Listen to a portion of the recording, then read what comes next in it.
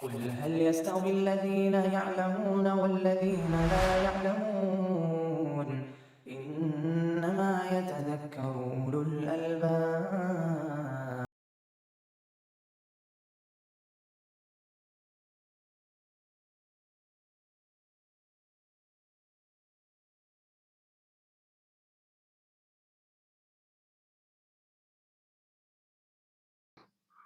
الحمد لله رب العالمين وصلى الله وسلم على عبده ورسوله وخليله وخيرته من خلقه محمد وعلى آله وأصحابه ومن اقتفى أثره واتبع هديه إلى يوم الدين. أما بعد، فالقاعدة الرابعة: الصفات الثبوتية صفات مدح وكمال، فكلما كثرت وتنوعت دلالتها ظهر من کمال الموصوف بها ما هو اکثر۔ اللہ سبحانہ و تعالیٰ کے صفات کے تعلق سے یہ چوتھا قاعدہ ہے جس کی میں نے عبارت پڑھی۔ اس سے قبل ہم تین قواعد صفات اللہ کے تعلق سے پڑھ چکے ہیں۔ پہلا قاعدہ تھا کہ صفات اللہ تعالیٰ کلها صفات کمال لا نقص فیہا بوجہ من الوجوہ، اللہ سبحانہ و تعالیٰ کے تمام صفات کمال ہے، اس میں کسی بھی اعتبار سے کوئی نقص نہیں ہے۔ اور دوسرا قاعدہ تھا باب الصفات اوسع من باب الاسماء، صفات کا باب نام کے باب سے زیادہ کشادہ ہے۔ ہر نام کے اندر صفتی معنی پایا جاتا ہے، لیکن ہر صفت سے نام اخذ نہیں کیا جا سکتا یا نام ثابت نہیں کیا جا سکتا۔ تو صفات کا باب اسماء کے مقابلے میں زیادہ وسیع ہے۔ اور تیسرا قاعدہ پڑھا تھا کہ صفات اللہ تعالی تنقسم الی قسمین، ثبوتیہ و سلبیہ۔ اللہ سبحانہ تعالیٰ کے صفات دو قسموں میں منقسم ہیں، ایک صفات ثبوتیہ ہے، ایک قسم ثبوتیہ کی، وہ صفات جو اللہ اور اس کے رسول نے ثابت کی اللہ کے لیے، اور دوسری صفات یا دوسری قسم صفات سلبیہ ہے، وہ صفات جن کی اللہ سبحانہ تعالیٰ نے اور محمد رسول اللہ صلی اللہ علیہ وسلم نے اللہ کے تعلق سے نفی کی ہے۔ اور وہ سب کے سب صفات کمال ہی ہے، کیونکہ جن صفات کی نفی کی گئی ہے جو اللہ کے شایع نشان نہیں ہے، اہل سنت والجماعت ان صفات منفیہ کی ضد کے کمال کو ثابت کرتے ہیں۔ مثلا اگر اللہ تعالیٰ کے لیے موت نہیں ہے، نوم نہیں ہے، اونگھی نہیں ہے، تو اس لیے کہ وہ کامل الحیات ہے، کامل القدرت ہے۔ اللہ رب العالمین کو تکال نہیں ہوتی ہے کیونکہ وہ کامل القدرت ہے۔ تو اس طریقہ سے صفات سلبیہ یا صفات منفیہ، جن صفات کی اللہ تعالیٰ سے نفی کی گئی ہے، وہ بھی اپنی ضد کے کمال پر ثابت کرتے ہیں، یعنی وہ صفات بھی اپنی ضد کی صفت کمال کو متضمن ہے، شامل ہے۔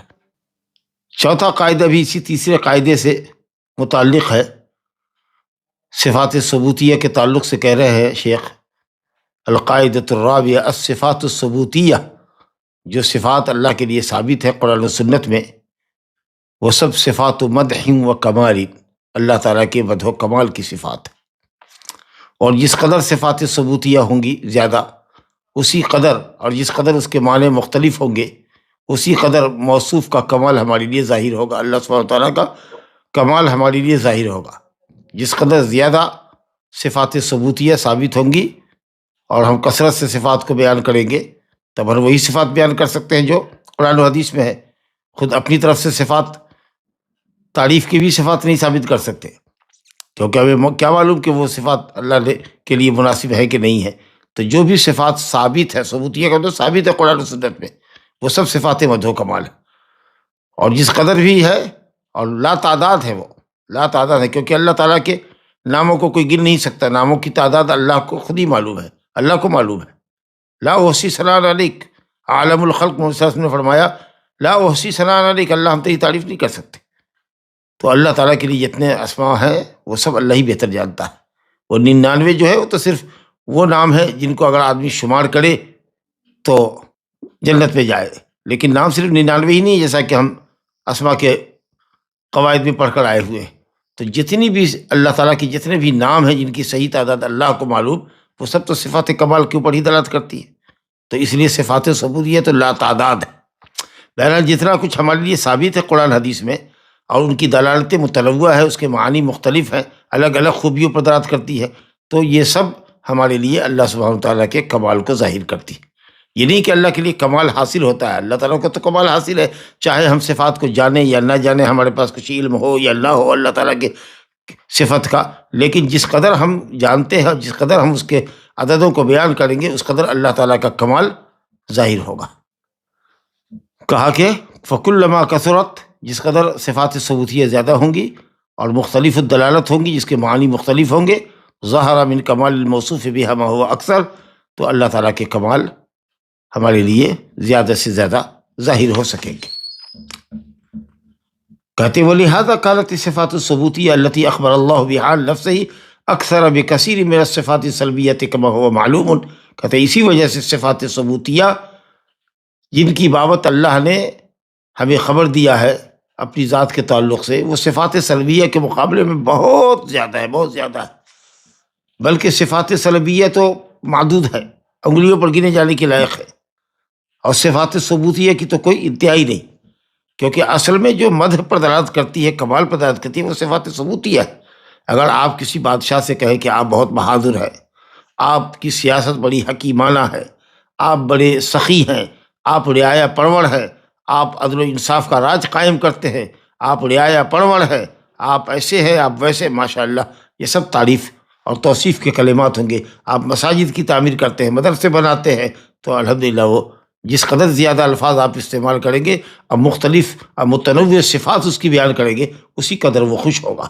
بلکہ ممکن ہے کہ آپ کو انعام سے نوازے. لیکن صفات سلبیہ کے اندر اور بھی بندے کے اندر جو صفات ہوتی ہے وہ تو مذمت کی ہوتی ہے. آپ کہیے بادشاہ کو کہ آپ بخیل نہیں ہیں، آپ چور نہیں ہیں، آپ جھاڑو دینے والے جھاڑو کش نہیں ہیں، آپ سویپر نہیں ہیں، آپ باتھ روم صاف کرنے والے نہیں ہیں، آپ ایسے نہیں ہیں، آپ ویسے نہیں ہیں، تو فوراً ہی پولیس گرفتار کر لے گی کہ تم یہ تعریف کر رہے ہو یا نقص بیان کر رہے ہو، آپ یہ نہیں ہیں، آپ وہ نہیں ہیں. کب کس نے بادشاہ کو ان صفتوں سے متصف کیا کہ تم آج دربار میں آ کر کے کہہ رہے ہو کہ بادشاہ سلامت، آپ جھاڑو نہیں دیتے ہیں، آپ گندگی نہیں صاف کرتے ہیں، آپ چور نہیں ہیں، آپ بخیل نہیں ہیں، آپ ایسے نہیں ہیں، آپ ویسے نہیں ہیں. یہ تم تعریف کر رہا ہے کہ مذمت کر رہا ہے؟ لا حول ولا قوت. تو صفات منفیہ جو ہے، اگر اس میں زیادہ تفصیل کریں گے آپ اور زیادہ بیان کریں گے یہ نہیں ہے یہ نہیں ہے، تو جس قدر زیادہ بیان کرتے جائیں گے معاملہ اتنا زیادہ بدبودار ہوتا چلا جائے گا.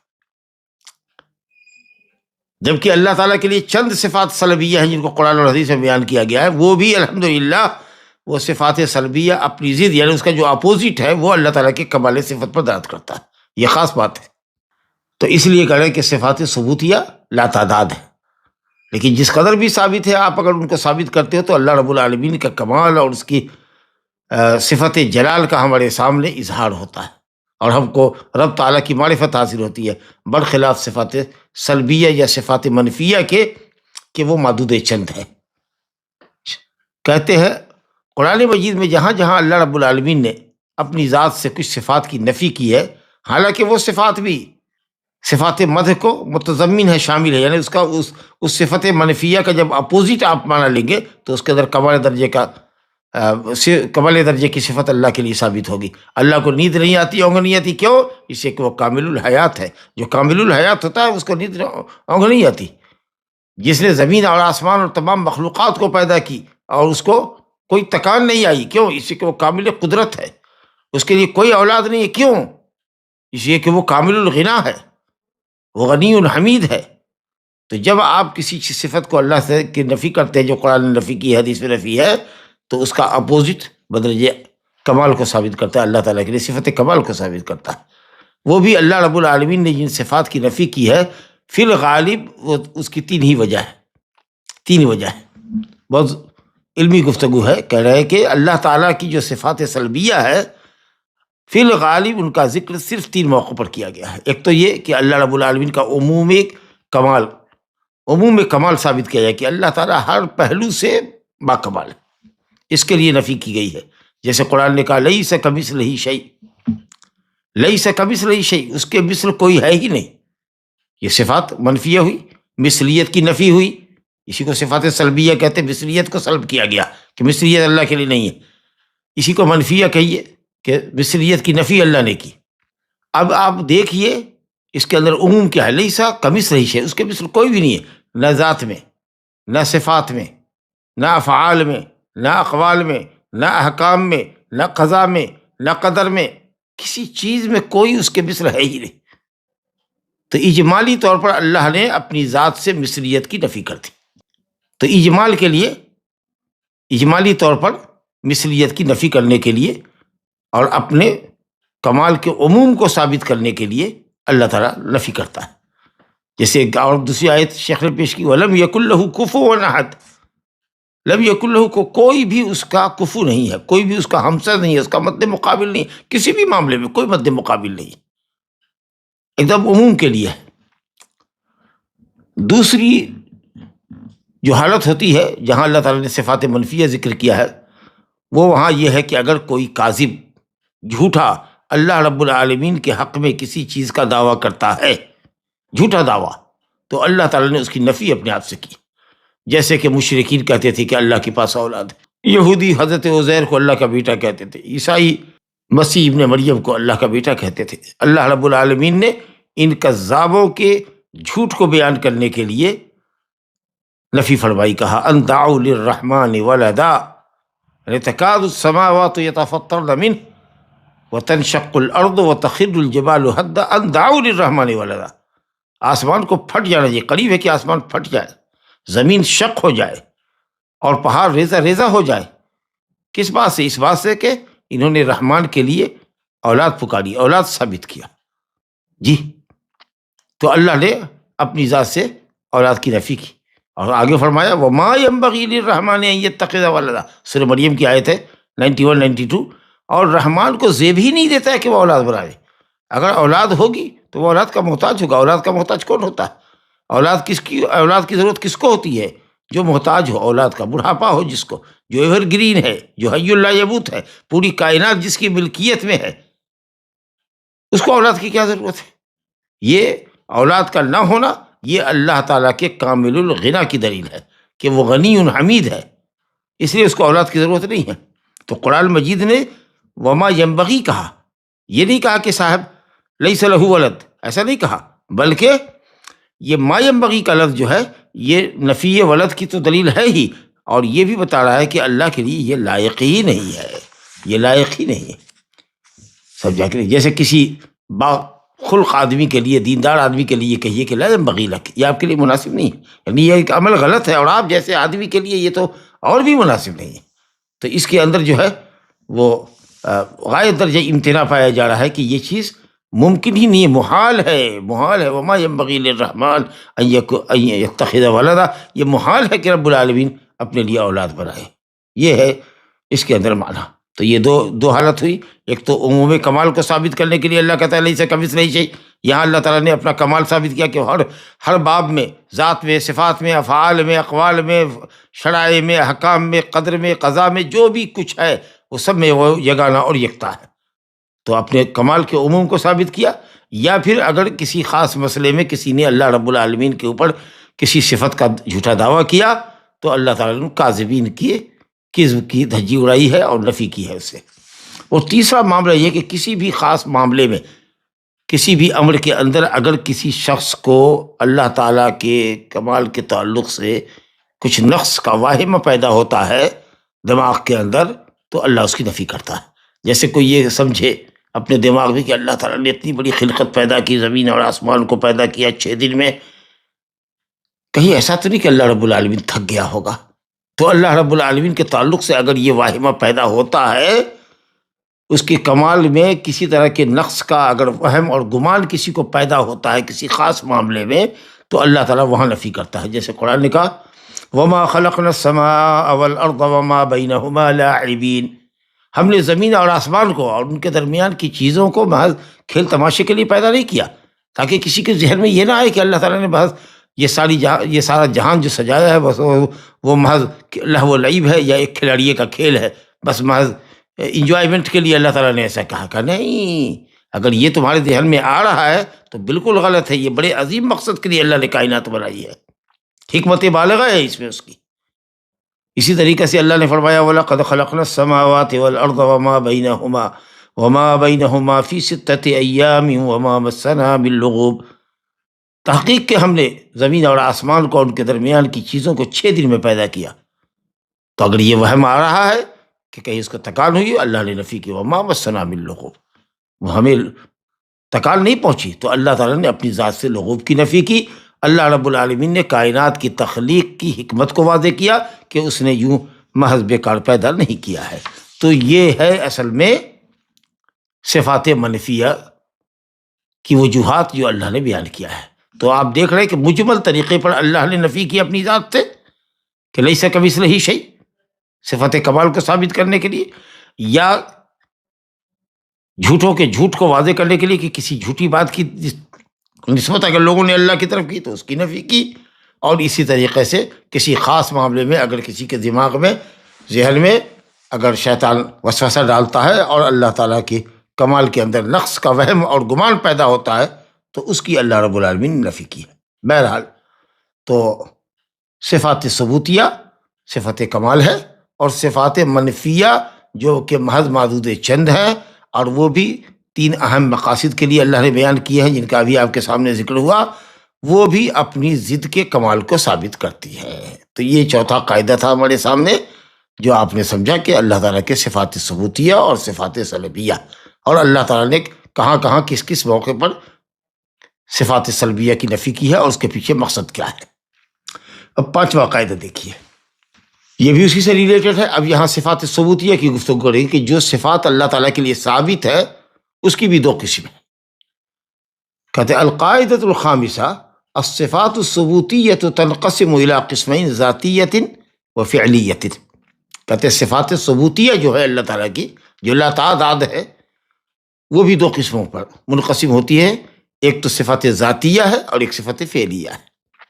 اللہ تعالیٰ کی جو صفات ثابت ہے، جو اللہ نے اپنے لیے ثابت کی ہے، رسول اللہ صلی اللہ علیہ وسلم سے جو صفات اللہ کے لیے ثابت ہے، ان کو آپ 2 خانے میں تقسیم کر سکتے ہیں، ایک صفت ذاتیہ ہے اور ایک صفت فعلیہ ہے۔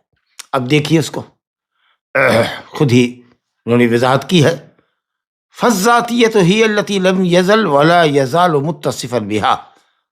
صفات ذاتیہ، صفات ثبوتیہ جو صفت اللہ کے لیے ثابت ہے، وہ صفات ذاتیہ ہے، یعنی اللہ تعالیٰ کے ساتھ وہ صفات قائم ہے، وہ کبھی اللہ تعالیٰ سے الگ نہیں ہوتی، ازل سے لے کر ابد تک۔ جیسے اللہ کی ذات ازل سے لے کر ابد تک ہے، تو جیسی اس کی ذات ازلی ہے اور ابدی ہے، اسی طریقہ سے جو صفات اللہ تعالیٰ کی ازلی ہے، ابدی ہے، یا آپ کا اس کو لوگ کہتے ہیں قدیم ہے صفات، یعنی اس کی ذات سے لگی ہوئی ہے، وہ کبھی اس سے الگ نہیں ہوئی، اللہ ازل سے ہے ابد تک رہے گا، لم یسبق العدم، کبھی عدم اس سے پہلے نہیں ہوا، وہ اول ہے، لیس قبلہ شیء، تو اسی لیس قبلہ شیء سے اللہ رب العالمین ازل سے ہے، اور یہ صفات بھی اس کے ساتھ لگی ہوئی ہیں، کبھی اللہ کی ذات ان صفات سے الگ نہیں رہی۔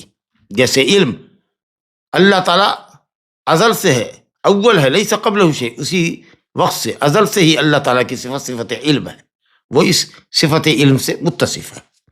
قدرت ہے، سمع ہے، بصر ہے، وہ دیکھتا ہے، وہ سنتا ہے، عزت والا ہے، حکمت والا ہے۔ صفت علو، وہ ہمیشہ علو ہے اپنی ذات کے اعتبار سے، اپنے مقام کے اعتبار سے، اپنے قہر و غلبہ کے اعتبار سے، وہ عظمت والا ہے۔ تو یہ سب جو صفات ہے، یہ سب صفات اللہ تعالیٰ کی صفت ذاتیہ ہے جو اس کی ذات سے کبھی الگ نہیں ہوتی۔ یہ سب صفات ازلی ہے، ازل سے ہے اور ابد تک ہے۔ اچھا، اس کے اندر بھی آگے کہہ رہے ہیں شیخ وَمِنْهَا الصفات الخبریہ، صفات ذاتیہ میں کچھ صفات خبریہ بھی ہے۔ کیا مطلب؟ جن کے متعلق نص نے خبر دی ہے، دلائل سے ثابت ہے، قرآن و سنت سے۔ اس کا مطلب یہ ہوا کہ اوپر والی جو صفات ثبوتیہ میں جو چیزیں آئی وہ صفات کیا ہے؟ تو خبریہ کے مقابلے میں یا نقلیہ کے مقابلے میں یا سمعیہ کے مقابلے میں کیا آتا ہے؟ دلیل سمع، یعنی قرآن و سنت سے ثابت ہے، اللہ اور اس کے رسول کے خبر دینے سے جو چیزیں ثابت ہے۔ اس کا مطلب یہ کہ اوپر کی جو صفات ہے وہ صفات عقلیہ ہے۔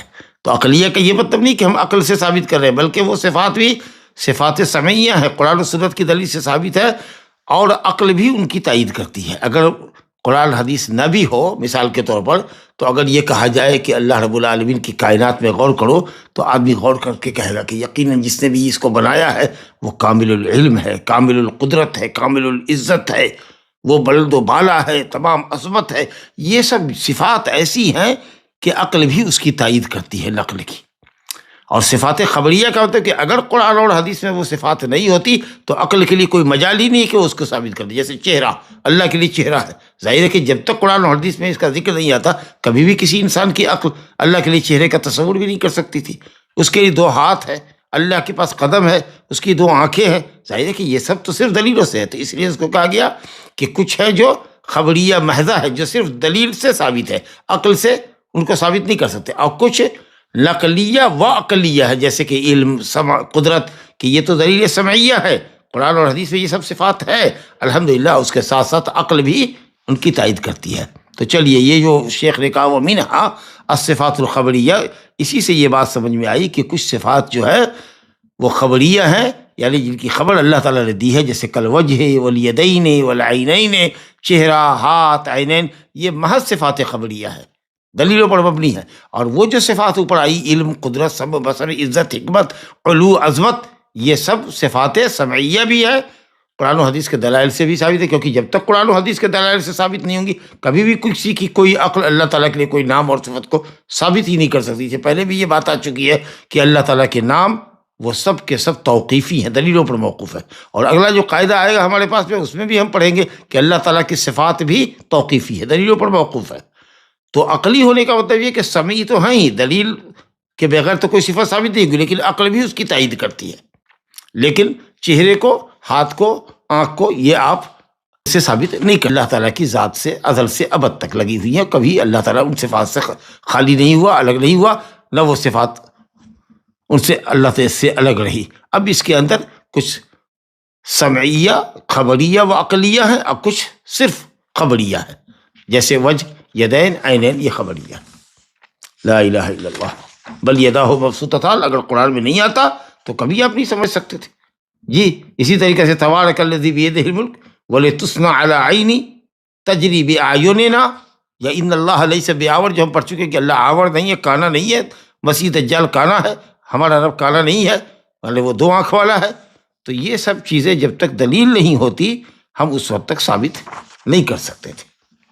تو یہ تو ہوئی بات صفات ثبوتیہ میں۔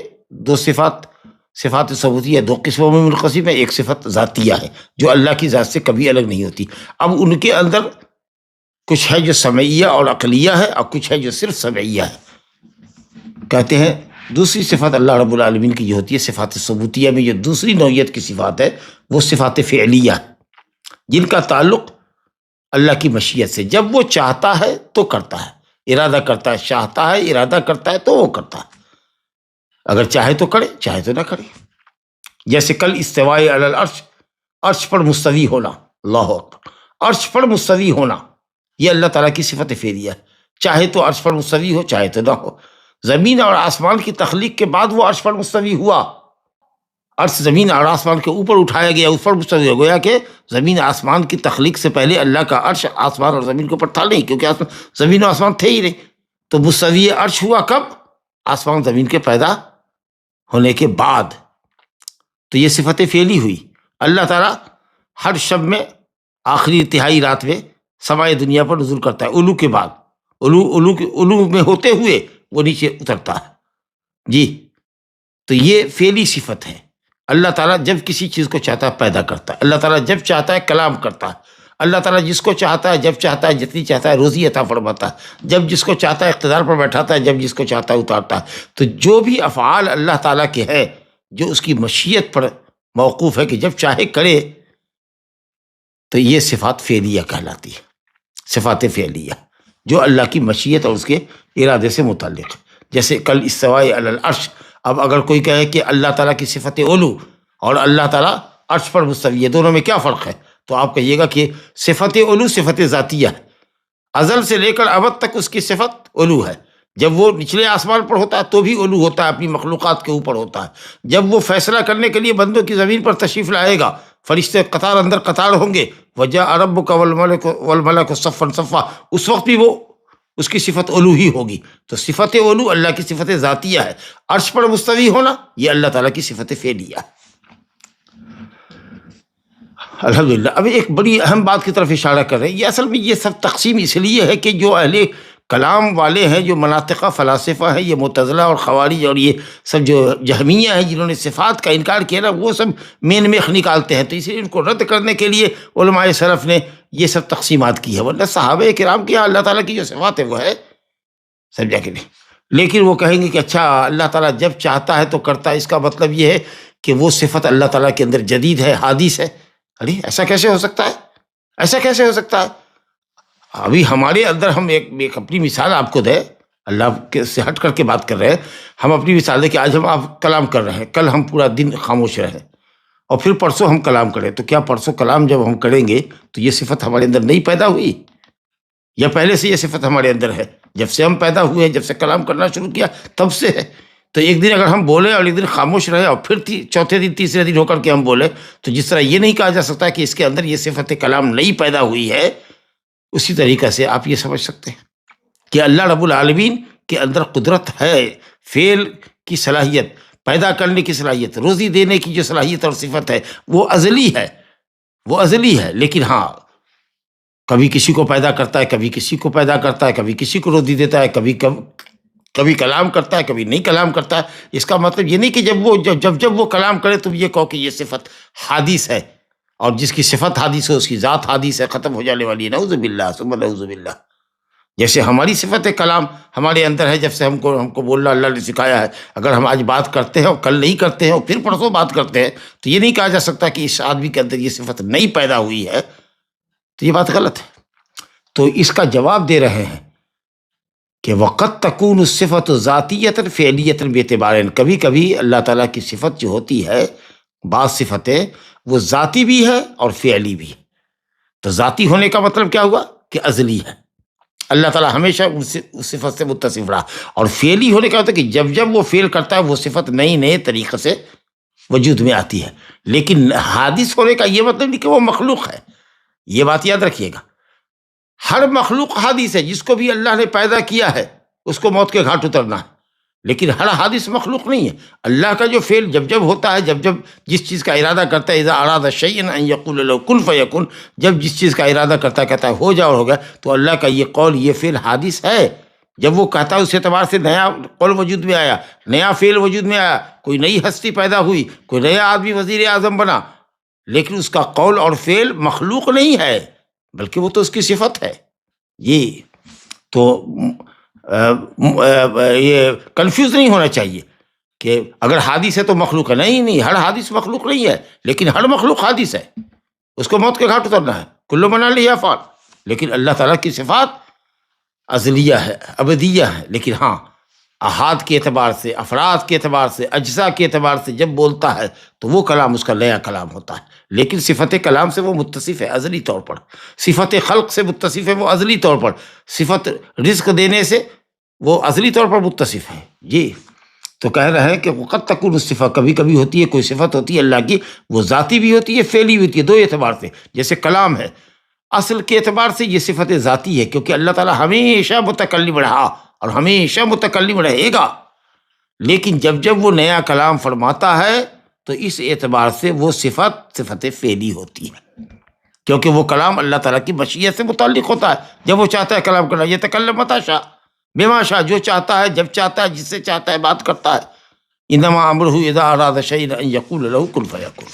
الحمدللہ. تو کہتے ہیں، اب اس کے بعد کہہ رہے ہیں آگے کہ وہ کل صفت، یاد رکھیے اللہ تعالیٰ کی جو بھی صفت ہے جو اس کی مشیت سے متعلق ہے، جو بھی وہ فیصلہ فرماتا ہے، جو بھی وہ امر فرماتا ہے، جو بھی وہ خلق کرتا ہے، سب کے اندر حکمت ہے، سب کے اندر حکمت ہے. کوئی بھی کام، کوئی بھی ارادہ، کوئی بھی فعل جو اللہ کی مشیت سے متعلق ہے، اللہ کہتا ہے کہ وہ اللہ کی حکمت کے تابع ہے. کبھی یہ ہوتا ہے کہ کسی مخلوق کے پیدا کرنے کی ہمیں حکمت معلوم ہوتی ہے، اور کبھی ہم اس کی حکمت کو جاننے سے عاجز ہوتے ہیں. کبھی کبھی ہم کو خیال آتا تھا اللہ تعالیٰ نے سانپ کیوں پیدا کیا، اتنا زہریلا ہے. اب ہمیں حکمت نہیں سمجھ میں آئی، سمجھا کہ ایک زمانے تک یہ سوچتے رہے کہ یہ خنزیر اتنا ناپاک ہے جی، نجس العین ہے، اللہ نے اس کو کیوں پیدا کیا؟ پھر جب عقل ہوئی تو معلوم ہوا کہ اوہ دیکھو اگر نہیں ہوتا تو یہ غلط راستے کی صاف کرتا ہے، کوئی نہ کوئی تو یہ اللہ تعالیٰ کی حکمت ہوگی۔ تو ضروری نہیں کہ ہر مخلوق کے پیچھے کیا حکمت کار فرما ہے وہ ہم سمجھیں، لیکن بہرحال اس کے ہر فعل میں، اس کے ہر حکم کے اندر جو بھی وہ کرتا ہے، جو اس کی مشیت کے تابع ہے، اس کی ہر صفت فعلیہ اس کی مشیت کے تابع ہوتی ہے، چاہے گا تو ہی کرے گا، نہیں چاہے گا نہیں کرے گا، تو وہ حکمت کے تابع ہے۔ کبھی حکمت تو ہمارے لیے معلوم ہوتی ہے، کبھی حکمت کو ہم جاننے سے عاجز ہوتے ہیں، لیکن یہ ہم ضرور علم الیقین کی حد تک جانتے ہیں کہ اللہ رب العالمین کوئی چیز ایسی کائنات میں نہیں چاہتا مگر اس کے اندر حکمت ہوتی ہے۔ بغیر حکمت کے کوئی کام ہی نہیں کرتا وہ اللہ تعالیٰ، اس کا کوئی بھی کام، کوئی بھی فعل، کوئی بھی آرڈر حکمت کے بغیر نہیں ہوتا، اس میں بہت حکمت ہوتی ہے، چاہے ہم جانیں یا نہ جانیں۔ کما یشیر الیہ قولہ تعالیٰ، جیسا کہ اللہ تعالیٰ کا یہ قول بتا رہا ہے، وما تشاءون الا ان یشاء اللہ، وہی ہوتا ہے جو اللہ چاہتا ہے۔ تم بھی چاہتے ہو، اللہ بھی چاہتا ہے، لیکن چاہا ہوا اللہ کا ہوتا ہے۔ ان اللہ کان علیما حکیما، اور اللہ تعالیٰ کی ہر مشیت کے اندر، ہر چاہت کے اندر، اور ہر فعل کے لیے مشیت ہوتی ہے، تو گویا کہ ہر فعل کے اندر کانا علیما حکیما، وہ اس کے اندر علم اور حکمت کی صفت ہوتی ہے، وہ جانتا ہے کہ کس چیز کو پیدا کرنا ہے، کیسے پیدا کرنا ہے، ساری کچھ جانتا ہے، قدرت ہوتی ہے، اور اس کے اندر حکمت بھی ہوتی ہے۔ الحمدللہ ثم الحمدللہ۔ یہ 5 قاعدہ آپ نے پڑھ لیا، بہت صاف ستھری بات تھی کہ اللہ رب العالمین کی جو ہے وہ صفات ثبوتیہ وہ بہت ہے، اور صفات سلبیہ معدود چند ہے، اور وہ بھی صفات سلبیہ 3 فائدوں کے لیے ذکر کیے جاتے ہیں۔ یا تو اللہ تعالیٰ اپنے عموم کمال اور عموم کمال کو ثابت کرتا ہے، یا اپنے سے کسی اعتراض کی نفی کرتا ہے، یا کسی جھوٹ پر کی نفی کرتا ہے، یا کسی خاص فعل کے تعلق سے اگر نقص کا گمان کسی کے ذہن میں تو اس کو دور کرتا ہے۔ اور پھر اس کے بعد صفات ثبوتیہ 2 قسموں پر ہے، ایک ذاتیہ ہے اور ایک فعلیہ ہے۔ اب کچھ صفات ایسی ہوتی ہے جو ذاتیہ بھی ہے، فعلیہ بھی ہے۔ تو ذاتیہ کی حیثیت سے وہ قدیم النوع ہے، یعنی اس کی حقیقت یہ کہ وہ قدیم ہے، ازلی ہے، لیکن حدوث کے اعتبار سے، آرڈر کے اعتبار سے، نیا جو آرڈر کرتا ہے اس کے اعتبار سے وہ حادث الاحاد ہے، یعنی اس کے اجزاء، اس کے افراد، بولنے کے اعتبار سے جب جو کلام بولے گا اس کے اعتبار سے وہ حادث ہے، لیکن حقیقت میں وہ قدیم النوع ہے، یعنی ازلی صفت ہے، وہ اللہ تعالیٰ کی ذاتی صفت ہے۔ تو ذاتی صفت ہے کہ اللہ ہمیشہ سے اس صفت سے متصف ہے اور ہمیشہ متصف رہے گا، اس اعتبار سے ذاتی ہوئی، اور احاد اس اعتبار سے ہوئی جی، یا حادث اس اعتبار سے ہوئی کہ جب وہ آرڈر کرتا ہے وہ چیز وجود میں آتی ہے۔ ماشاءاللہ۔ اب اس کے بعد دیکھیے، جو بھی صفات اللہ تعالیٰ کی ہم ثابت کرتے ہیں، اور ہم کیا کریں گے، جو یعنی قرآن اور حدیث نے جس کو ثابت کیا ہے، جس پر ہمارا ایمان ہے اور اس کو ہم ثابت کرتے ہیں، اس کے لیے کہتے ہیں کہ ثبوت کے لیے، اللہ تعالیٰ کی صفات کو ثابت کرنے کے لیے 2 چیزوں سے بچنا انتہائی ضروری ہے، ورنہ اللہ تعالیٰ کی صفات پر ایمان نہیں ہوگا۔ وہ 2 عظیم سنگین ممنوع چیزیں ہیں جن کا لحاظ کرنا ہوگا آپ کو، سمجھا کہ کسی بھی صفت کو، اللہ تعالیٰ کی صفات کو ثابت کرنے کے لیے لازم ہے کہ آپ 2 عظیم محظور شے سے، ممنوع شے سے آپ پرہیز کریں۔ بہت زبردست بات ہے۔ فرمایا ایک تو تمثیل ہے اور دوسری تکییف ہے۔ اللہ اکبر۔ تمثیل مت بیان کیجیے۔ تمثیل کا مطلب اللہ تعالیٰ کی کوئی مثال نہیں ہے، لیس کمثلہ شیء وہو السمیع البصیر۔ دیکھیے اللہ تعالیٰ نے اپنی ذات سے مثلیت کی نفی کی، لیس کمثلہ شیء، اس کے مثل کوئی نہیں ہے۔ اللہ تعالیٰ نے کہا کہ اللہ کی ذات کے مشابہ کوئی صفت نہیں، تو اللہ تعالیٰ کی صفت کے مشابہ بھی کسی کی صفت نہیں، تو اللہ نے مثلیت کی نفی کی۔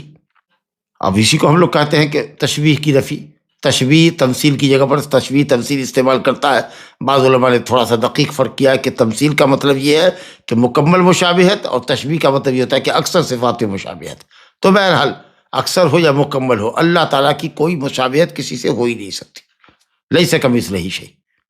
اور حقیقت یہ کہ جو آدمی اللہ تعالیٰ کے لیے مثل ثابت کرتا ہے کہ اللہ فلاں کی طرح ہے یا فلاں سے مشابہ ہے، حقیقت یہ کہ وہ اس صفت کا انکار کر رہا ہے جو اللہ نے اپنے لیے ثابت کی ہے، کیونکہ وہ تو مخلوق سے تشبیہ دے رہا ہے۔ تو گویا اللہ تعالیٰ کی صفت ویسے ہی کمزور ہے، ناقص ہے، جیسا کہ مخلوق کے اندر ہے، لا حول ولا قوت الا باللہ۔ تو یہ سمجھ لیجئے، جو آدمی مثال دے رہا ہے، تشبیہ دے رہا ہے، حقیقت میں وہ اللہ تعالیٰ کی صفات کی تعطیل کر رہا ہے، انکار کر رہا ہے۔ اس پیمانے پر یا اس اعتبار سے ثابت نہیں کر رہا جو اللہ کے لیے لائق و سزاوار ہے، کہ جس میں مثلیت کی نفی ہے۔ اور جو لوگ انکار ہی کرتے ہیں، جیسے معتزلہ ہے، جہمیہ ہے، صفات کا انکار کرتے ہیں وہ، اور جہمیہ تو نام اور صفات دونوں کا انکار کرتے ہیں، تو یہ معطلہ جو ہیں وہ مشبہہ ہیں۔ کس چیز سے تشبیہ دیتے ہیں؟ معدوم شے سے، کیونکہ جس کا کوئی نام نہ ہو، جس کی کوئی صفت نہیں ہو، ایسی اس چیز کا دنیا میں کائنات میں کوئی وجود ہی نہیں ہے۔ تو یہ در حقیقت اللہ سے صفات کی نفی کر کے، ناموں کی اور صفتوں کی نفی کر کے، یا صرف صفتوں کی نفی کر کے اللہ کو تشبیہ دیتے ہیں شے معدوم سے، یعنی یہ کہنا چاہتے ہیں کہ اللہ موجود نہیں ہے، نعوذ باللہ۔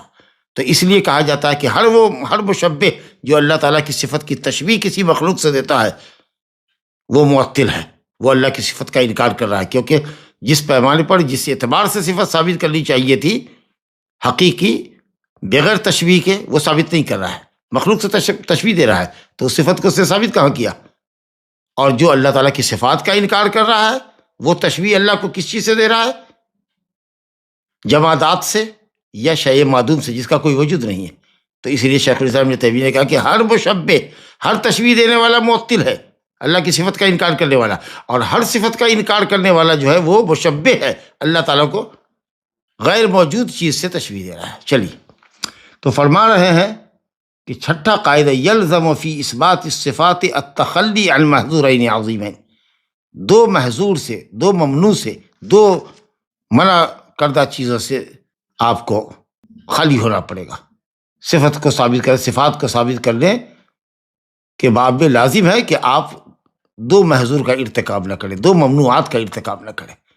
ایک تو یہ کہ اللہ تعالیٰ کو کی مثال نہ دیں، اللہ تعالیٰ کی تشبیہ نہ دیں اس کی مخلوق سے، لیس کمثلہ شیء، کمثلہ، اس کے مثل کوئی نہیں ہے۔ اللہ تعالیٰ نے، خالق نے مخلوق سے اپنی مشابہت کو منع کیا، اور یہاں لوگ کیا کر رہے ہیں؟ بات ایک ہی ہے، مخلوق کو خالق سے مشابہ کر رہے ہیں۔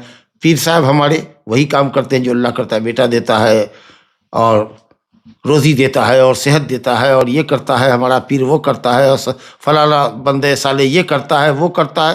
تو بہرحال اللہ تعالیٰ کو مخلوق سے مشابہ کیجیے کہ مخلوق کو اللہ کے برابر گردانیے حرام ہے اور کافر ہونا ہے۔ تو اللہ تعالیٰ کے لیے مثال بتانا، اور اسی طریقے سے دوسری چیز ہے اللہ تعالیٰ کی صفت کی کیفیت۔ اللہ سنتا ہے تو کیسے سنتا ہے؟ سننے کی کوئی کیفیت بتائے۔ اللہ دیکھتا ہے، بس دیکھتا ہے، حقیقی طور پر دیکھتا ہے۔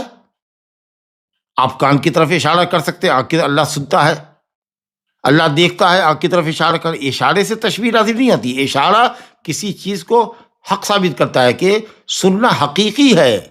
یہ بتا رہا ہے کہ جیسے سنتے ہو تم حقیقت میں، اس طریقہ سے وہ سنتا ہے، حقیقت کو بتانے کے لیے ہے اشارہ۔ ایسے کان پر اور آنکھ پر ہاتھ ڈال کر کے نبی صلی اللہ علیہ وسلم نے بتایا، سنتا ہے اور دیکھتا ہے۔ تو اشارہ تشبیہ کی دلیل نہیں ہے، یاد رکھیے گا، یہ تحقیق کی دلیل ہے کہ سننا حقیقی ہے، دیکھنا حقیقی ہے۔ کیفیت بتانا، سننے کی کیفیت بتانا، دیکھنے کی کیفیت بتانا، استوا کی کیفیت بتانا، نزول کی کیفیت بتانا، سیڑھی سے چڑھ گئے، سیڑھی سے اتر گئے، کہا ایسے اللہ اترتا، نعوذ باللہ ثم نعوذ باللہ۔ اللہ کلام کرتا ہے، اس کے کلام کی کیفیت بتانا۔ کسی بھی صفت کی کوئی کیفیت آپ نے دیکھی ہے؟ اللہ کو بات کرتے ہوئے دیکھا ہے؟ یا قرآن مجید میں اللہ نے بتایا ہے؟ یا اللہ نے کسی کو اپنا مثل قرار دیا ہے کہ اس مثل کی کیفیت کو دیکھ لیجئے، صفت کی کیفیت کو، تو کہیے کہ چونکہ اللہ اس کے مثل ہے اس لیے ویسا ہے۔ تو مثلیت ہے کیا؟ کیا کوئی اللہ کی نظیر ہے، مشابہ ہے؟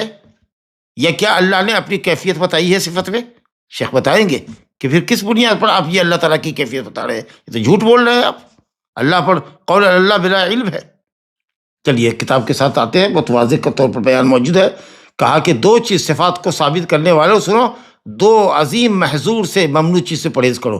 ایک تو اللہ تعالیٰ کے لیے تمثیل کی نفی کرو، اور دوسرے کیفیت کی نفی کرو۔ جب کیونکہ صفات جب اللہ کی طرف منسوب ہوگی، کلام اللہ، تو کلام اللہ تعالیٰ کی صفت اس کے اعتبار سے ہماری طرف کلام و محمد، کلام و احمد، تو احمد کے کلام کا انداز دوسرا ہے، اللہ کے کلام کا انداز دوسرا ہے۔ صفت کلام میں، صفت کلام کرنا ہماری بھی صفت، اس کی بھی صفت، لیکن جب اللہ کی طرف اضافت ہو گئی تو پھر اللہ یگانہ و یکتا ہو گیا صفت میں اپنی، اور ہمارے لیے ہمارا کلام، ہم ناقص ہے تو ہماری تمام صفت ناقص ہے، اللہ کامل ہے تو اس کی تمام صفت کامل ہے۔ تو کامل کا ناقص سے کیا جوڑ، اور کیا مشابہت، اور کیا مماثلت؟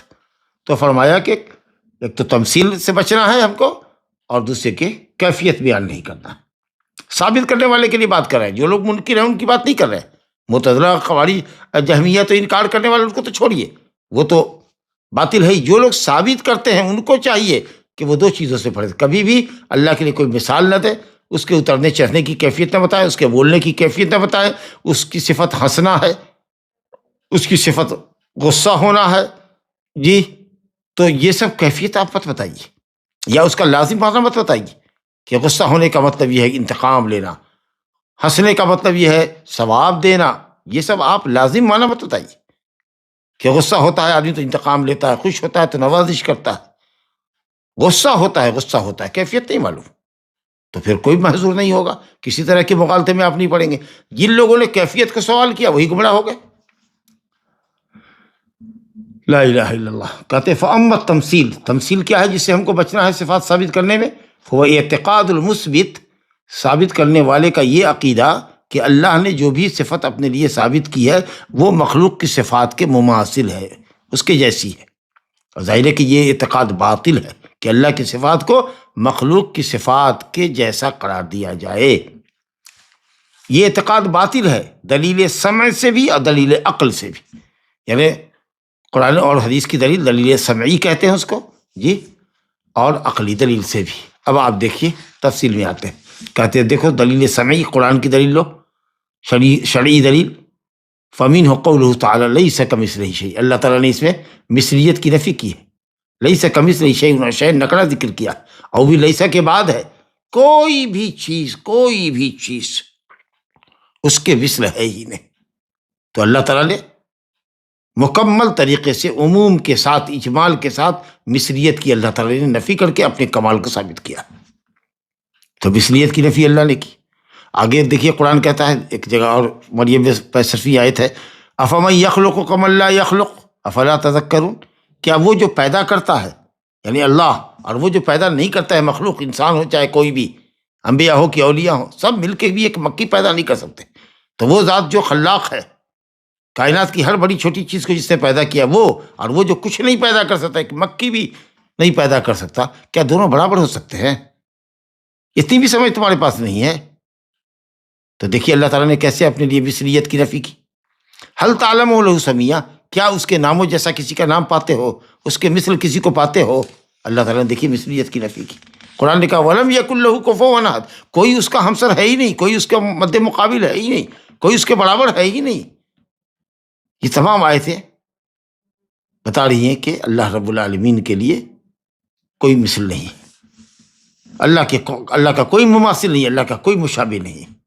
اچھا عقلی دلیلوں سے دیکھیے، کہتے ہیں ان لہ قد علم واما العقل فمن وجوہ، کئی اعتبار سے عقلی دلیلوں کو سمجھایا ہے، عقل روشن ہو جائے گی آپ کی۔ دیکھیے کہتے ہیں پہلی بات تو یہ سوچو کہ وقد علم بالضرورہ، یہ بات تو سب جانتے ہو کہ اللہ خالق اور مخلوق کے درمیان ذات میں فرق ہے، اللہ کی ذات الگ ہے، مخلوق کی ذات الگ ہے۔ کہ یہ کہتے ہو کہ اللہ کی ذات بھی ہماری ذات کی طرح ہے، یہ تو جہمیہ اور معتزلہ نے بھی نہیں کہا کہ نہیں، اللہ کے لیے ذات ہے اور اس کی ذات تمام ذوات سے الگ ہے، یہ وہ کہتے ہیں۔ تو سوال یہ ہے کہ جب اللہ کی ذات تمام ذاتوں سے الگ ہے، ہماری بھی ذات ہے، گھوڑے گدھے کی بھی اپنی ذات ہے، اور اللہ کی ذات ہے، اس کی ذات تمام ذاتوں سے الگ ہے، تو یہی کیوں نہیں کہتے کہ اللہ کی صفات تمام صفاتوں سے، تمام مخلوق کی صفت سے الگ ہے؟ بات یہی ختم ہو جاتی ہے، اور اللہ کے لیے صفات بھی ثابت کر لیتے۔ تو کہا کہ یہ بات تو لازماً ہم جانتے ہیں کہ اللہ خالق اور مخلوق کے درمیان ذات کے اندر تباین ہے، مکمل اختلاف ہے۔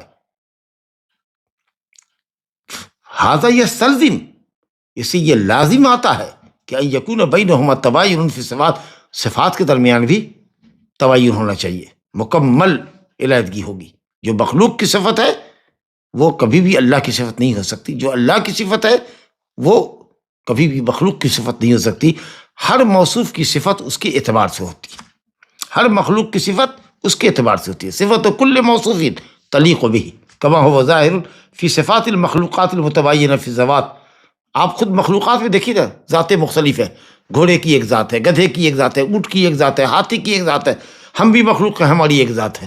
سوال یہ ہے کہ اگر یہ کہا جائے آپ کو کہ اونٹ کی طاقت چوٹی کی طاقت سے مختلف ہے، تو آپ اس کو مانیں گے کہ نہیں مانیں؟ کہیں گے بالکل، اونٹ کی طاقت اونٹ کے اعتبار سے، حالانکہ قوت اس میں بھی ہے، قوت چٹی میں بھی ہے، لیکن دونوں کی صفتوں میں فرق ہے، دونوں کی ذات الگ ہے تو دونوں کی صفتوں میں فرق ہے۔ اللہ اکبر۔ جب مخلوقات کے درمیان یہ تباین آپ دیکھ رہے ہیں، یہ فرق دیکھ رہے ہیں، جو کہ دونوں ہی وجود میں آئے ہیں، عدم سے وجود میں آئے ہیں، دونوں ہی حادث ہے اور دونوں ہی مخلوق ہے، دونوں ہی کو فراق کے گھاٹ اترنا ہے، تو جب یہ تباین اتنا واضح ہے آپ کے درمیان، آپ کی نگاہ میں اونٹ کا اور چوٹی کا کوئی توازن نہیں ہے، کوئی مثال نہیں ہے، کوئی مشابہت نہیں ہے، تو خالق سبحانہ وتعالیٰ اور مخلوق کے درمیان اس فرق کو تو آپ بہت خوبی سے اچھی طریقے سے سمجھ سکتے ہیں۔ کتنی اچھی عقلی دلیل ہوئی۔ دوسری دلیل دیکھیے، کہتے ہیں کہ رب تعالیٰ جو ہر اعتبار سے کامل ہے، اپنی تمام صفات میں کامل ہے، وہ بھلا اپنی مخلوقات کے جو ہر اعتبار سے ناقص ہے اور ہر وقت اس کے اندر کمال کی صفت کی حاجت رہتی ہے، اور کوئی اس کو کمال تک پہنچانے کی کوشش کرتا رہتا ہے، ہمیشہ علم دیتا رہتا ہے، ہنر دیتا رہتا ہے، تجربات سے آگاہ کرتا رہتا ہے، اور روز روز آدمی کے علم میں، عقل میں، تجربے میں اضافہ ہوتا رہتا ہے، اور مرنے کے وقت لگتا ہے کہ بہت ساری چیزیں ہم نے جانا ہی نہیں، یہ سمجھتا ہے کہ ہم نے کچھ جانا ہی نہیں، جو بھی جانا وہ بہت تھوڑا جانا، بہت ساری چیزیں، بلکہ 99% ایسی چیزیں ہیں جن کو ہم نے جانا ہی نہیں، آدمی یہ سمجھتا ہے۔ تو وہ انسان جو کہ ناقص ہے اور ہمیشہ محتاج ہے کہ آدمی اس کو علم دے، ہنر دے، اور اس کو کمال کے درجے تک رفتہ رفتہ پہنچاوے، وہ بھلا ناقص مخلوق جو ہر لمحہ کمال کا محتاج ہے، اپنے اندر علم میں اضافے کا محتاج ہے، اپنے ہنر میں اضافے کا محتاج ہے، وہ بھلا رب تعالیٰ سے جو کامل ہے ہر اعتبار سے کیسے مشابہ ہو سکتا ہے؟ اور اس طرح کا اگر آپ اعتقاد رکھتے ہیں کہ خالق مخلوق کے مشابہ ہے، جی جو کامل ہے وہ ناقص کے مشابہ ہے، تو حقیقت میں یہ اللہ رب العالمین کے لیے نقص ہوگا، کیونکہ آپ کامل کو ناقص سے تشبیہ دے کر کے اللہ کامل کو ناقص بنا رہے ہیں۔ بہت اچھی بات۔ تیسری بتا رہے ہیں، تیسری عقلی دلیل دے رہے ہیں کہ آپ مخلوقات کو دیکھتے ہیں کہ نہیں دیکھتے؟ ناموں میں اتفاق ہے لیکن حقیقت میں اختلاف ہے۔ ناموں میں اتفاق ہے، حقیقت میں اور کیفیت میں اختلاف ہے۔ جیسے انسان کے پاس بھی ہاتھ ہے اور ہاتھی کے پاس بھی ہاتھ ہے، اگلی ٹانگوں کو ہاتھ کہتے ہیں جی۔ انسان کے پاس بھی قوت ہے، ہاتھی کے پاس بھی قوت ہے، گھوڑے کے پاس بھی قوت ہے، تو ید ہمارے پاس بھی ہے، ید وہاں بھی ہے، تو یہ ید جب اس ید کے مشابہ نہیں ہے، جب یہ قوت ہماری قوت ہاتھی اور گھوڑے کی قوت کے مشابہ نہیں ہے، اس کی قوت اس کے اعتبار سے، ہماری قوت ہمارے کے اعتبار سے، جی اس کے چلنے کا انداز الگ، ہمارے چلنے کا انداز الگ، اس کے کھانے کا انداز الگ، ہمارے کھانے کا انداز الگ، تو وصف میں اور کیفیت میں جب اتنا تباین مخلوق کے درمیان ہے، اور صرف ید سے مخلوق کے تمام مخلوقات کی ید کی مشابہت نہیں آتی، تو اللہ کے لیے ید سے یہ کہاں مشابہت آتی ہے کہ بندے کی جیسے اس کے ہاتھ ہے؟ جب ہمارے ہاتھ سے دوسرے مخلوق کے ہاتھ کی مشابہت لازم نہیں آتی، ہمارے لیے ہمارے جیسا ہاتھ ہے، دوسرے جانوروں کے لیے دوسرے اس کے اعتبار سے ذات ہے، صفات ہے، ید ہے، قوت ہے، اس کے اعتبار سے قوت ہے، ہماری قوت ہمارے اعتبار سے ہے جی۔ تو جب ید کے مشابہ نہیں ہے مخلوق کے اندر، تو اللہ کا ید مخلوق کے ید کے مشابہ کیسے ہوگا؟ بہت کہتے ہیں والتشبیہ کالتمثیل، تشبیہ تمثیل کے مطابق ہے، تمثیل اور تشبیہ ایک ہی معنی میں ہے، اگرچہ قرآن نے لیس کمثلہ کہا، عام طریقہ سے ہم لوگ بولتے ہیں تشبیہ سے بچو، حالانکہ تمثیل سے یہ زیادہ اچھا لفظ ہے تمثیل، لیکن کہتے ہیں تشبیہ تمثیل ہی کے معنی میں ہے، لیکن کبھی کبھی یہ فرق کیا جا سکتا ہے، یا تھوڑا سا فرق کیا بتایا ہے علماء نے کہ تمثیل کہتے ہیں تمام صفات میں مکمل برابری کو، اور تشبیہ کہتے ہیں اکثر صفات میں برابری کو۔ لیکن چلیے کہتے ہیں شیخ لیکن تعبیر بنفی تمثیل اولا، لیکن تشبیہ کی نفی کرو، اس کے مقابلے میں اگر یہ کہا جائے کہ اللہ کے لیے تمثیل کی نفی کرو، مثال کی نفی کرو، تو یہ قرآن کے لفظ سے زیادہ مطابق ہوگا، کیونکہ اللہ نے کہا لیس کمثلہ شیء، لیس کمثلہ شیء کہا اللہ نے، اس کے مثل کوئی نہیں ہے، مثلیت کی نفی کی، فلا تضربوا للہ الامثال، اللہ کے لیے مثال مت بتاؤ، تو تمثیل کی نفی ہے، لیکن چلیے تمثیل تشبیہ ایک ہی ہوئی، تو اس لیے کہتے ہیں کہ والتشبیہ کالتمثیل، لیکن تھوڑا فرق ہے، یا یہ فرق بیان کیا جا سکتا ہے کہ تمثیل کامل درجے کی تمام صفت میں مساوات کو کہتے ہیں، اور تشبیہ اکثر صفات کے اندر کہتے ہیں، لیکن بہرحال تعبیر اگر کہا جائے کہ اللہ کے مثل کوئی نہیں ہے تو یہ زیادہ اچھی تعبیر ہوگی، جیسا کہ قرآن نے مثلیت کی نفی کی۔ اچھا، تو یہ تو ایک محظور ہوا کہ اللہ رب العالمین کی صفت کو مخلوق کے مشابہ یا مماثل نہیں کرتا اللہ. یہ بہت بڑا بلنڈر ہوگا صفات کے باب میں. تکییف کیفیت بیان کرنا. تو کیفیت بیان کرنے کا کیا مطلب؟ کہ آدمی صفت کو ثابت کرنے والا یہ اعتقاد رکھے کہ اللہ کی صفت کی فلاں صفت کی یہ کیفیت ہے. مثلاً اللہ تعالیٰ اترتا ہے نچلے آسمان پر تو اوپر سیڑھی سے وہ اسٹیئر سے اوپر سے چھت سے نیچے اتر کر کے بتا دے کہ اللہ ایسے اترتا ہے. لا حول ولا قوت الا باللہ. چڑھتا ہے تو اسٹیئر چڑھ کر کے وہ دکھا دے کہ اس طرح چڑھتا ہے. یا اسکیلیٹر پر چڑھ کر کے بٹن دبائے اور 5th فلور پہ چلا جائے کہ اللہ ایسے چڑھتا ہے. لا حول ولا قوت. اللہ بات کرتا ہے، بات کرے ایکشن کرے، اور اس کے بعد کہ اللہ ایسے بات کرتا ہے. تو یہ اگر اعتقاد رکھتا ہے کہ اللہ تعالیٰ کی صفت یہ اور اس طرح کی کیفیت ہے جی، تو یہ اعتقاد باطل ہے. کیفیت صفات اللہ کذا و کذا، بھلے ہی کسی کی مماثلت نہ دے، کسی مخلوق سے نہ دے، لیکن کوئی کیفیت ہی بتا دے، زبانی طور پر ہی کیفیت بتا دے، یا لکھ کر کے بتا دے، ایکشن نہ بھی کرے، یا کسی مخلوق کی صفت اور اس کے اترنے کی کیفیت بتا دے کہ صاحب فلاں کی طرح اترتا ہے. کسی بھی طریقے سے، یا دل میں کوئی تصور کرے کہ اللہ کی یہ اترنے کی کیفیت یہ ہوگی، یا زبان سے وہ بولے یا انگلی سے تحریر سے لکھے اللہ تعالیٰ کی صفت کی کیفیت، کسی مخلوق کو متعین نہ کرے، صرف لکھے خیالی پلاؤ پکائے، تو بھی یہ عقیدہ باطل ہے قرآن اور حدیث کی دلیلوں سے اور عقلی دلیلوں سے. جس طریقے سے وہاں مماثلت اور مشابہت کی نفی میں دلیل عقلی اور نقلی دی، یہاں بھی دے رہے. دلیل سمیع دیکھو، قرآن کی دلیل اللہ کہتا ہے لا ولا یحیطون به علما ولا یحیطون به علما، سورۃ طٰہٰ میں، کہ مخلوق اللہ تعالیٰ کا احاطہ کر ہی نہیں سکتی علم کے اعتبار سے، بلکہ اللہ تعالیٰ نے احاطہ بکل شیء علما، ہر چیز کو اپنے علم کے احاطے میں رکھا ہے. کوئی بھی چیز اس کے علم سے باہر نہیں ہے، کوئی بھی چیز اس کی نگاہ سے باہر نہیں ہے. مخلوق اس کے علم کا احاطہ کر ہی نہیں سکتا، تو پھر وہ کیفیت کیسے بتائے گا؟ اچھا، کیفیت کیسے بتاؤ گے؟ کیا دیکھا ہے تم نے؟ پھر وہی سوال آئے گا جو میں نے شروع میں کہا تھا. قرآن کہتا ہے وَلَا تَقْفُ مَا لَيْسَ لَكَ بِهِ علم، جس چیز کا علم نہ ہو، جس چیز کا تمہیں علم نہ ہو اس کے بارے میں کچھ نہ بولو، اس کے پیچھے مت لگو. قفا یقفو کے والے پیچھے لگ رہا ہے، یہ ہے قفا، سر کی گدی جو پیچھے ہوتی ہے.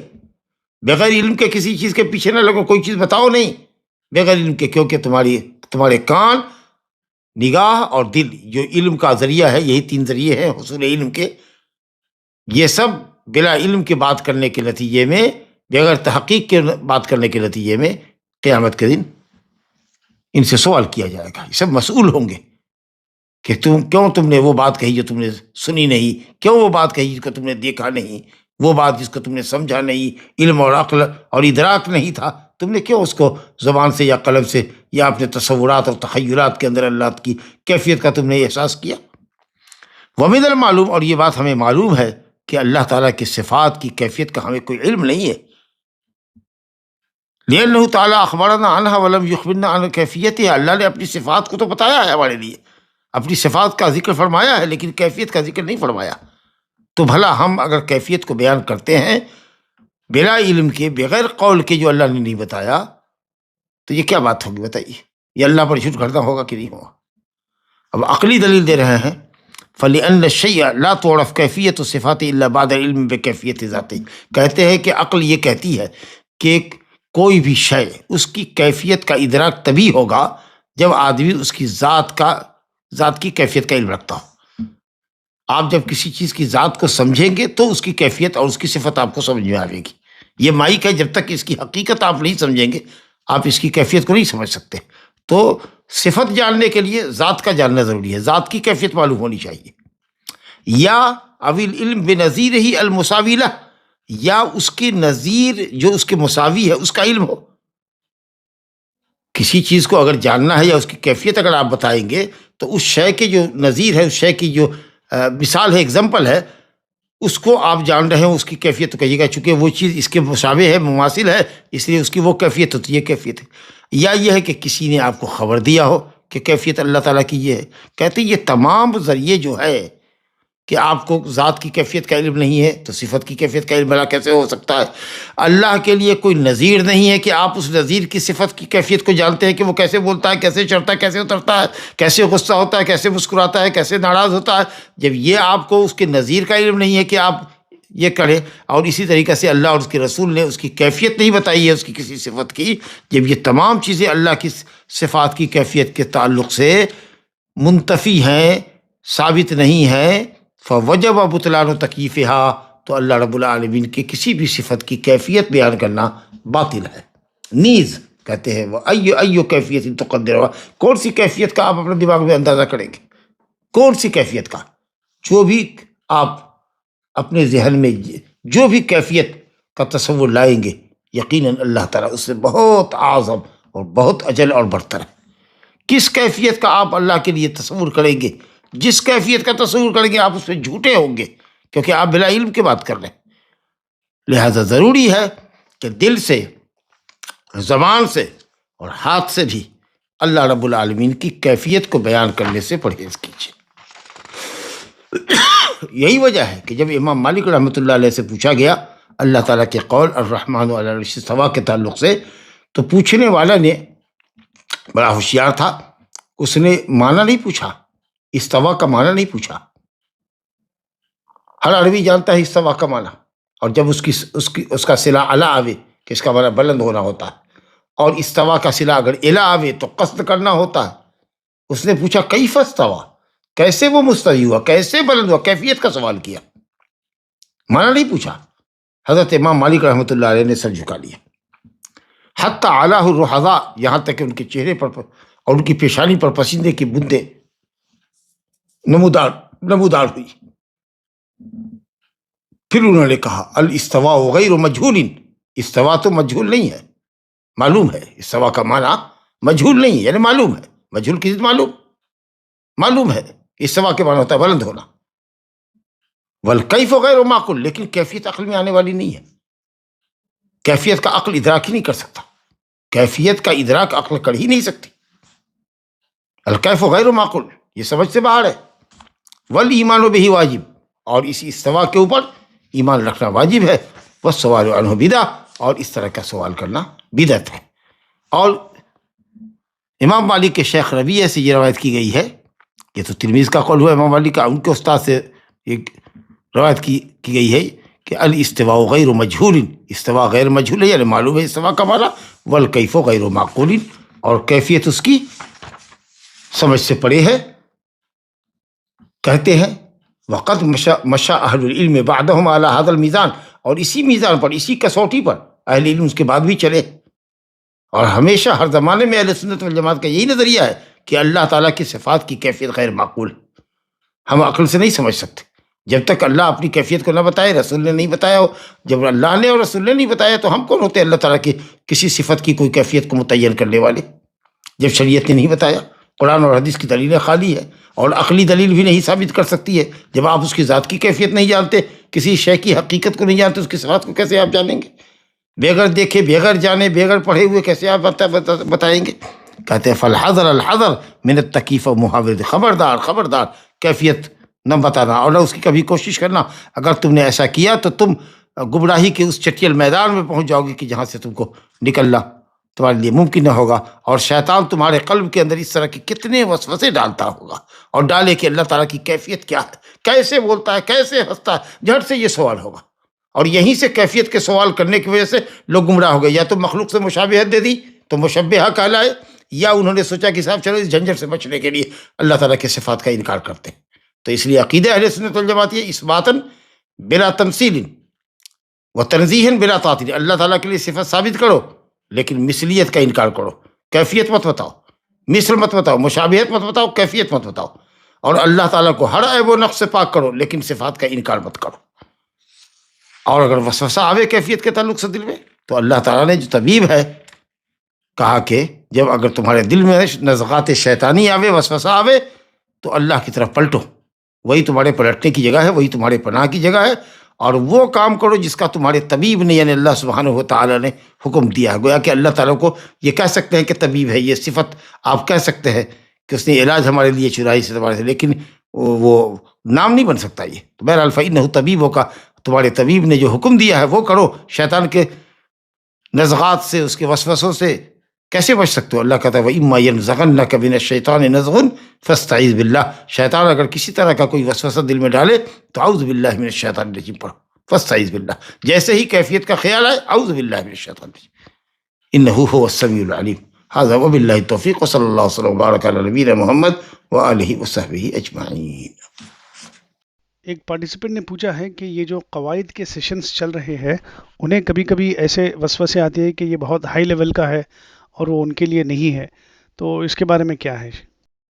وسوسہ نہیں ہے، اسٹینڈرڈ کے اعتبار سے اگر کوئی یہ سمجھ رہا ہے کہ ہائی لیول چیز ہے تو قواعد تو ہائی لیول کے ہیں ہی، لیکن اس سے پہلے آپ نے کتاب التوحید وغیرہ پڑھا ہے، اس میں اسماء و صفات کا بیان آیا ہے، یا اسی طریقے سے عقیدہ واسطیہ پڑھا ہے، اس کے اندر بھی اسماء و صفات کا بیان آیا ہے. تو جو کچھ آپ نے پڑھا ہے وہ قواعد بنیادی طور پر لائے گئے ہیں، اور اس میں ماشاءاللہ کوئی پیچیدگی نہیں ہے. سب قرآن اور حدیث کی دلیلوں سے ثابت کیا جا رہا ہے کہ ہم کو اللہ تعالیٰ کے ناموں کو کیسے ثابت کرنا ہے، جو نام ثابت ہے انہیں کو ثابت کرنا ہے، کوئی اس کی تعویل نہیں کرنی ہے. اللہ تعالیٰ کی جو صفات ہے اس کو ثابت کرنا ہے، مخلوق کے صفات سے مشابہت نہیں دینی ہے، اللہ تعالیٰ کی کسی صفت کی کوئی کیفیت نہیں بتانی ہے. تو الحمدللہ یہ چیز ایسی نہیں ہے کہ آپ نہیں سمجھیں گے. آپ اگر محنت کریں، اللہ تعالیٰ سے مدد حاصل کریں. میں بھی جب گیا تھا مدینہ پڑھنے کے لیے تو مجھے علم فرائض کا ابجد بھی نہیں معلوم تھا، اور کلیہ تھا یہاں ہونا چاہیے تھا، اس کی پڑھائی ہونی چاہیے تھی بڑے مدرسے میں، لیکن اتفاق سے نہیں ہو سکی، اور ہم ابجد بھی نہیں جانتے تھے. اللہ اکبر. مجھے عجیب سا لگا، 15 دن 1 مہینہ تو لگا کہ کچھ ہے ہی نہیں، میرے سر کے اوپر سے بات نکل رہی ہے، کچھ سمجھ میں نہیں آئی. لیکن میں نے محنت کی، اللہ تعالیٰ سے مدد چاہی، اور ہم نے کہا کہ اللہ تعالیٰ ہم اس معاملے میں ابجد کا بھی علم نہیں ہے ہمارے پاس، یعنی باتا کا بھی نہیں اس علم کے اندر ہے، میرے لیے علم کے دروازے کھول دے. الحمدللہ ثم الحمدللہ، یہ علم میرے لیے بہت اللہ نے آسان فرمایا، اور میں نے 40 میں 40 نمبر حاصل کیا، 100 میں 100 نمبر حاصل کیا اللہ کے فضل و کرم سے. حالانکہ وہ بالکل میرا انٹچڈ ٹاپک تھا، وہ کبھی میں نے سنا بھی نہیں تھا، پڑھا بھی نہیں تھا. تو آپ نے الحمدللہ عقیدے کی باتیں پڑھی ہیں، بہت ساری اسماء و صفات کی باتیں بھی پڑھی ہیں. تو اس کتاب میں یہ ہے کہ صاحب وہ آپ کو کچھ رولز دیے جا رہے ہیں جس پر سلف کے عقیدے کی بنیاد ہے. تو انشاءاللہ اگر آپ غور کریں گی یا غور کریں گے اور ایک دوسرے سے استفادہ کریں گے تو انشاءاللہ آسان ہو جائے گا معاملہ. شیخ محترم، براہ کرم ایک بار اس آیت کو پھر سے سمجھا دیجئے. لیس کمثلہ شیء وہو السمیع البصیر. لیس کمثلہ شیء کا مطلب یہ ہے کہ اس کے مثل کوئی نہیں ہے. کا مطلب یہ ہے کہ وہ کامل ہے، وہ ہر چیز میں کامل ہے، دوسرے ناقص ہے، اور اس کی صفات اعلیٰ درجے کی ہے، اور ناقص سے اس کی مشابہت نہیں ہو سکتی. تو اللہ نے مثلیت کی نفی کی، ان لوگوں پر رد کیا جو اللہ تعالیٰ کی صفات کو مخلوق سے مشابہ کرتے ہیں، تو مشبہہ پر نفی ہوئی. اور وہو السمیع البصیر یہ کہہ کر کے اللہ تعالیٰ نے ان لوگوں پہ رد کیا جو اللہ تعالیٰ کی صفات کا انکار کرتے ہوں، کہ اگر ہم نے اللہ تعالیٰ کو سمیع اور بصیر کہہ دیا تو اس سے مثلیت لازم آئے گی. تو اگر کسی کے ذہن میں یہ آتا ہے تو رب العالمین نے اپنے اسماء و صفت کا اصول بتا دیا کہ دیکھو، مثلیت کی نفی کرو گے اور اللہ تعالیٰ کے لیے صفات کو ثابت کرو گے، جیسے کہ اس کی ذات کو ثابت کرتے ہو بغیر تشبیہ کے، بغیر تمثیل کے، تو اس طریقہ سے اگر اللہ کی صفات کو ثابت کرو گے تو اللہ کے لیے کمال بھی ثابت ہو جائے گا، مثلیت کی بھی نفی ہو جائے گی، اور اللہ تعالیٰ کے لیے اسماء و صفات بھی ثابت ہوں گے. یہ اصول رب العالمین نے مسلمانوں کو دیا تھا اسماء و صفات کا. لیکن لوگ اس کے برعکس، کسی نے تو اللہ کی صفات کی تشبیہ دے دی، اور کسی نے باوجود اس کے کہ اللہ تعالیٰ سمیع البصیر اپنے کو کہہ رہا ہے، تم نے اس کے سمع و بصر کا انکار کر دیا.